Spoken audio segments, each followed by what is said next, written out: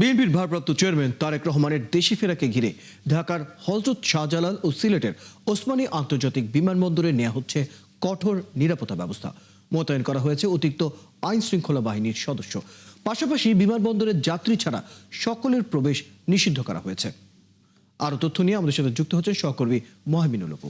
মহমিনুল অপু, তারেক রহমানের দেশে ফেরাকে ঘিরে বিমানবন্দরের নিরাপত্তা সহ সার্বিক ব্যবস্থাপনায় কি কি পদক্ষেপ নেওয়া হচ্ছে, কর্তৃপক্ষ কি বলছে, সর্বশেষ তথ্য জানতে চাই।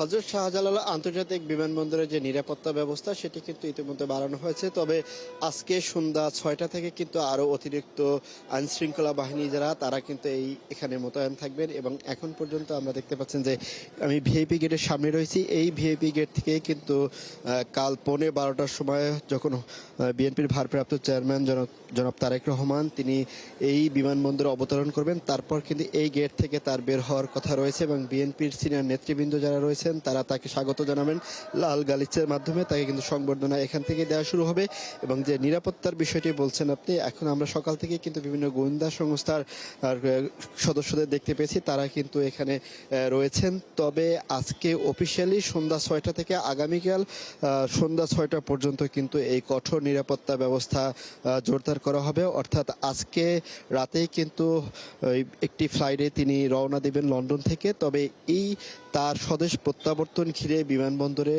সার্বিক পরিস্থিতি নিরাপত্তা যেমনি বাড়ানো হয়েছে, তেমনি কিন্তু তার এই ভিআইপি গেট থেকে তিনি যখন বের হবেন এটির সামনেও কিন্তু সাজসজ্জা করা হয়েছে।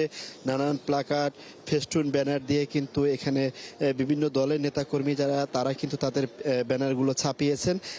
শুধু এই বিমানবন্দরের ভিআইপি গেট নয়, বিমানবন্দরের প্রবেশ পথ থেকে শুরু করে প্রধান সড়কগুলোকেও কিন্তু আমরা সাজসজ্জা দেখতে পেয়েছি এবং প্রতিটি সড়কেই কিন্তু তিনি যখন বক্তব্য দেবেন সেই বক্তব্য সারা দেশের মানুষের কাছে, ঢাকা রাজধানীর মানুষের কাছে পৌঁছানোর জন্য মাইকিংয়ের ব্যবস্থা আমরা দেখেছি।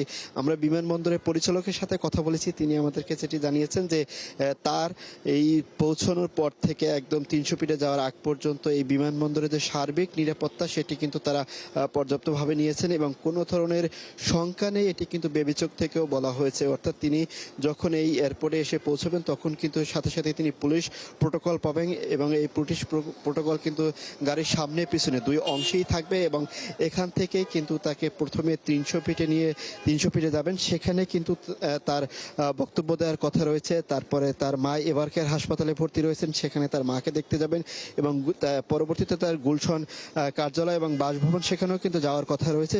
সব মিলিয়ে পুলিশ কিন্তু এই হযরত শাহজালাল আন্তর্জাতিক বিমানবন্দর থেকে ৩০০ ফিট হয়ে এবারকেয়ার এবং গুলশন সব রুটেই কিন্তু অতিরিক্ত পুলিশ মোতায়েনের ব্যবস্থা করেছেন এবং বলা যেতে পারে একদম নিরাপত্তা ব্যবস্থা কঠোরভাবে সার্বিকভাবে ব্যবস্থা নেওয়া হচ্ছে। আমরা আশা করব এই ব্যবস্থা যথাযথভাবে কাজ করবে। মহমিনুল খান অপু, আপনি খবর রাখতে থাকুন। দর্শক, আমাদের সাথে আমাদের সহকর্মী মহমিনুল খান উপযুক্ত ছিলেন আমাদের বিমানবন্দর এলাকা থেকে, সেখানকার সার্বিক নিরাপত্তা পরিস্থিতির ব্যাপারে সর্বশেষ জানাচ্ছিলেন।